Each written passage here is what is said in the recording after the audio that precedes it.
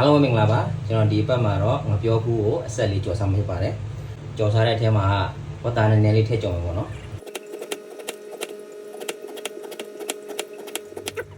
ကဲကျွန်တော်တို့ဒါကတော့ငပြောဖူးကိုလီးထားတာဖြစ်ပါတယ်အဲ့ဒါကိုကျွန်တော်ရေစိမ်ထားတာပေါ့နော်အရင်ဆုံးသူကလက်ဆက်ဆက်ဆိုတော့အစီးတွေရှိတယ်လေအဲ့ဒါဆိုတော့ကျွန်တော်ရေစိမ်ထားတဲ့အချိန်မှာစနွေးလေးနည်းနည်းထည့်လိုက်မယ်အဲ့ဆိုတော့တိတ်မမဲတော့ဒါမှမဲချင်လာပြီတလားဒီကောင်ကိုမှုလိုက်မယ်နော်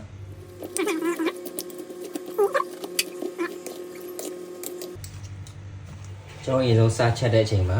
ဝက်သားအရင်ဆုံးနည်းနည်းလှော်လိုက်ပါပေါ့နော်ကျွန်တော်တို့ဒီထဲမှာဝက်တုံတက်သားနည်းနည်းသုံးထားတယ်ဝက်သားလှော်တဲ့အချိန်မှာကျွန်တော်ခဏလေးနည်းနည်းထည့်လိုက်ပါနော်အရင်လေးလာ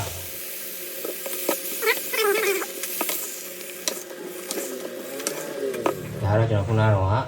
စနေမုတ်လေးနဲ့နည်းနည်းလေးကြက်ရုံလေးလှော်ထားတဲ့ဝက်သားပါအဲဆိုတော့ကျွန်တော်တို့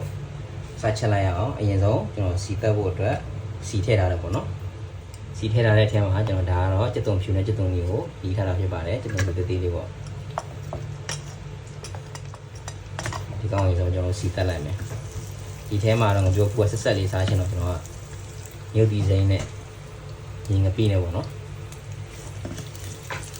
အဲ့ဒါလေးကိုစီတက်တဲ့အထဲမှာထည့်ကြုံမယ်တော့စီရကြက်သွန်ဖြူနဲ့ကြက်သွန်လေးကိုအရင်ဆုံးစီတက်မယ်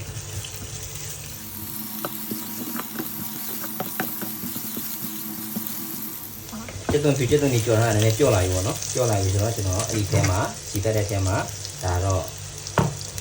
ဟိုပါပေါ့ညီငပိပေါ့ညီငပိကိုကျွန်တော်အရင်ဆုံးဇွန်းလောက်ထည့်ပြီးတော့စီတက်လိုက်တယ်ဟောအခုကျွန်တော်သုံးထားတဲ့ငပိရတော့ပေါ့နော်ဘိတ်ငပိပေါ့အရင်မွေးတာတော့ဒီကျွန်တော်အခုဆိုရင်စီတက်ထားတာငပိလေးလည်းကြော်လာပြီဆိုတော့ကျွန်တော်ဒါခုနကတော့စီထားတဲ့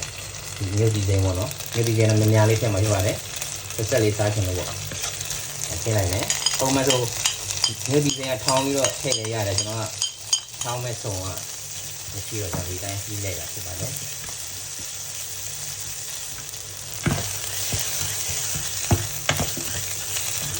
ဒီကောင်မီးပြင်းနေမဟုတ်မီးကပုံမှန်လေ။မီးရမ်းပြင်းရမ်းတူးလွယ်တာ။ရမ်းညောမှာ။ခုနဝတ်သားလော်ထားတဲ့ထည့်လိုက်မယ်။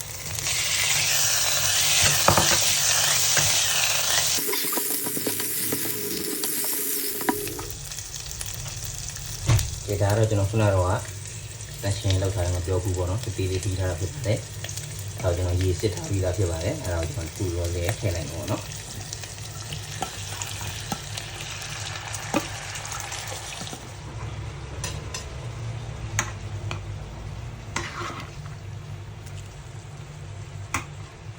ပြောဦးထည့်ပြီးရတယ်ဒါကတော့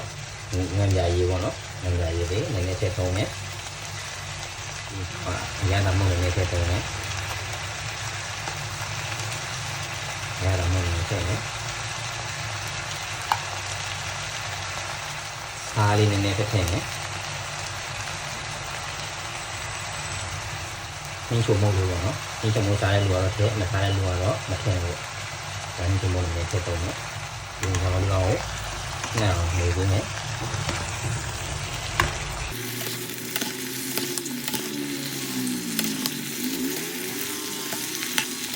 မူပြီးတဲ့နဲ့ကျွန်တော်ဒီကောင်ကိုပုံအုပ်ပြီးတော့9မိနစ်လောက်အရင်တည်ထားလိုက်မယ်သူမပြောဖူးတဲ့ကနေပြီးတော့အရေထွက်လာအောင်အရင်တော့9မိနစ်လောက်တည်ထားလိုက်မှဖြစ်ပါတယ်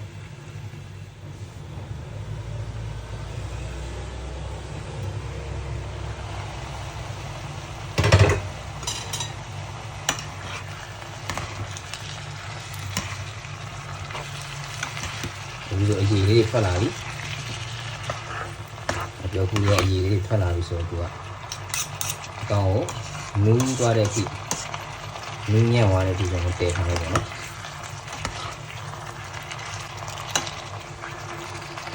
ဝါမွေးနေ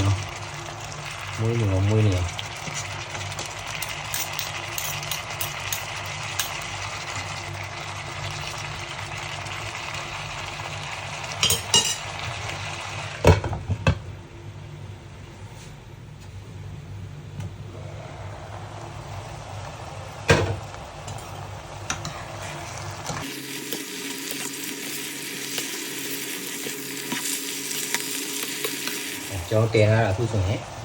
15မိနစ်ကြော်ပြီပေါ့နော်အရင်လည်းနိုးလာပြီကျန်ဒီ သူ့ထဲကနေရေရောထွက်လာနူးနေရောဒီနေထားစားလို့ရပြီ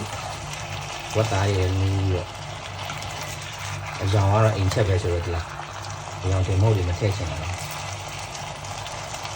ရိုးရိုးလေးပဲဆိုတော့ရင်းစားကောင်းပါလေအကြောင်လေးကတိတ်မလှတာအရင်နည်းလေးများနေတော့နည်းလေးချောင်းတော့ပုံဖွင့်ရခဏလေးထည့်ထားမယ်အမှန်တော့အတော်ပဲတလားဒီက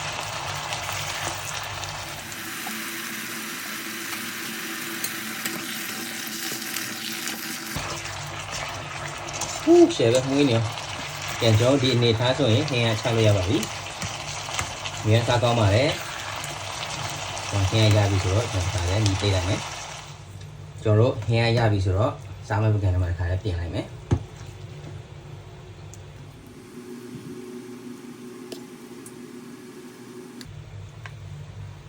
ကဲကျွန်တော်တို့အခုဆိုရင်